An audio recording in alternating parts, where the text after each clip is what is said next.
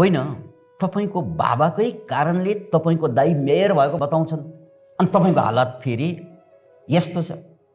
होइन, मेरै बाबा हो म पतन हुनुको कारण, किनकि मैले सानै उमेरदेखि बाबाले रक्सी खाएको देखेको, अनि बाबाले रक्सी खाएको देख्दा देख्दा मलाई पनि चाख्न मन लाग्यो, अनि त्यो बाबाको जेनेटिकल कोडमै मलाई रक्सी पिउने जिन्सै आएको छ मेरो।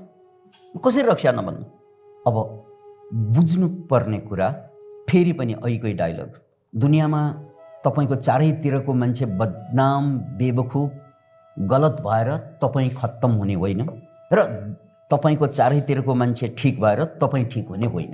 मूलतः यदि तपाईँको मानसिकता ठिक छ भने गलत मान्छेबाट पनि प्रेरणा लिनुहुन्छ, जसरी यो कथामा। होइन, तपाईँको मानसिकता ठिक भएन भने ठिक मान्छेबाट पनि तपाईँ चुक्नुहुन्छ। अब हिजोको प्रवचन